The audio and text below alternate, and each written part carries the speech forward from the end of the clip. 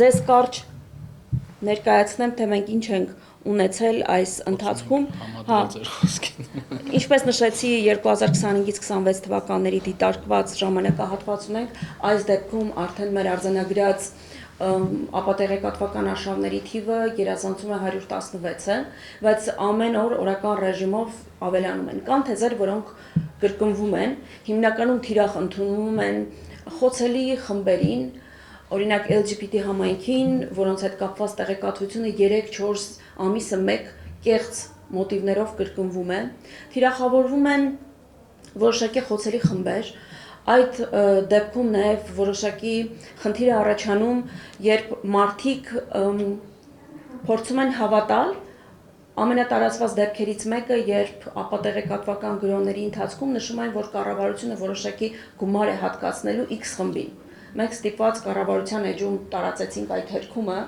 եւ նշեցինք, որ տեղեկատվությունը կեղծ է, որովհետեւ մեծ զանգերի արշավ էինք ստացել նաեւ աշխատանքի եւ սոցիալական հարցերի նախարարությունում, կառավարությունում եւ խնդիր կար ներկայացնելու իրականությունը։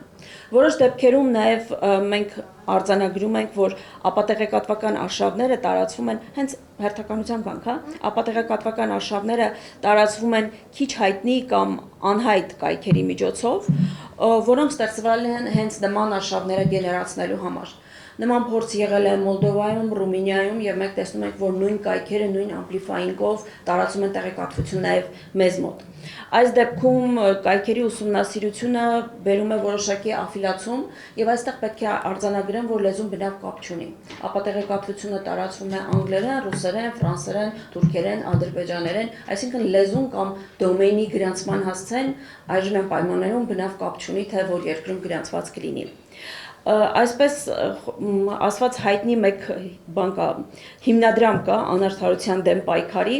որի աղբյուրները, որոնք նաև բաց աղբյուրներում, նաև մեր գործընկերների հետաքննական լրագրության արդյունքում ֆիքսել ենք, թե ինչպիսի աֆիլացում ունի, մասնավորապես բաց աղբյուրներում դուք կհանդիպեք, որ աֆիլացվում է Պրիգոժինի հիմնադրամի հետ։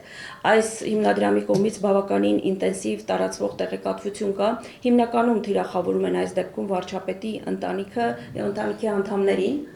Եվ վերջերս եւս մեկ նման արշավի հանդիպեցինք օրեր առաջ, որը նաև մեր գործընկերների օգնությամբ կարողացանք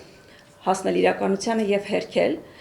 Հիմնականում կեղծ պատումները կամ տեղեկատվությունը, որ ստեղծվում է, ինչպես միշտ ստեղծվում է քիչ ծանոթ կայքերից, երբեմն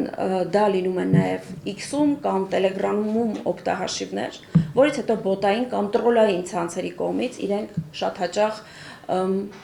ամպլիֆայինգի մեթոդով տարածվում են, այսինքն ստեղծվում է իրավիճակ, որ հանրային աջակցություն կամ հանրության մոտ այդ թեման հետաքրքրություն է առաջացնում։ Մենք ֆիքսում ենք, որ կեղծ լուրի, այսպես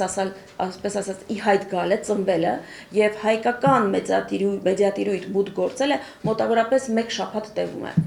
Եվ մենք հիմա աշխատում ենք անխարգելման մեթոդով, որովհետև պետական ապարատը չի կարող միշտ բոլոր դեպքերում եւ բոլոր իրավիճակներում հերքել։ Պատկերացնեք 116 кейս ունենք, դեպք ունենք եւ բոլոր դեպքերում, երբ որ պետական պաշտոնյաները հերքեին։ Ճիշտ է, այս դեպքում կանխարգելելն է, ինչպես կանխարգելել, պրոակտիվ հաղորդակցություն եւ իհարկե կանխարգելման մեթոդներից է բոտային ցանցերի փակումը։ Համագործակցում ենք մի շարք միջազգային գործընկերների ու ֆակտ չեքերների հետ եւ նաեւ իրենց օգնությամբ մեզ հաջողվել է նախորդող ժամանակահատվածում 2 մեծ բոտային ցանց արգելափակել X հարթակում եւ ընդհանուր բոտերի թվով 115 բոտ կարողացել ենք արգելափակել։ Հիմա մեր գործընկերները, այդ թվում նաև արտգործնախարարությունից կապի մեջ են նաև Մետայի գործընկերների հետ, ինչպես գիտեք, Մետան ունի նաև համապատասխան գործիք, որ անգամ կեղծ տեղեկատվությունը եթե հրապարակվում է եւ իդենտիֆայինգ ենք անում, որ դա կեղծ լուր է, ինքը որոշակի պիտակ ունի, false story, այդ պիտակով տարածվում է։ Այս հարցում մեզ որոշակիորեն աջակցում են նաև մեր Վրաստանի գործընկերները, ֆակտ չեքերները, որոնք այդ աշխատելու ոճը, մեթոդաբանությունը ունեն։ Եվ ես գիտեմ, որ նաև Հայաստանում մեր գործընկերներից ոմանք համագործակցում են Մետայի հետ, մեր հորդորն էլ Մետայի գործընկերներին եղել է, որ ակտիվ, անաչառ եւ անկախ ֆակտ չեքերների հետ աշխատեն, եւ եթե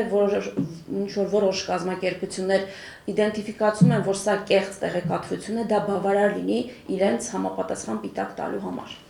Ես ասեմ, որ բնականաբար պետական մարմինների հետ համագործակցություն կա, բայց միշտ չէ, որ պետության կողմից բարձրացված հարցերը արագ լուծում են ստանում, որովհետև դիցուք վերցնենք պետությանը ոչ հարմար կամ ոչ ձեռնտու տեղեկատվություն կա եւ անընդհատ կարող է report անել մետային եւ ասել, որ օրինակ այս տեղեկատվությունը դիցուք կեղծ է։ Այս դեպքում է, որ մենք աջակցում ենք հատկապես անկախ լրագրողների, ֆակտ-չեկերների եւ հասարակական կազմակերպությունների օգնությանը, որովհետեւ ձեր կողմից վերիֆիկացված կեղծ տեղեկատվությունը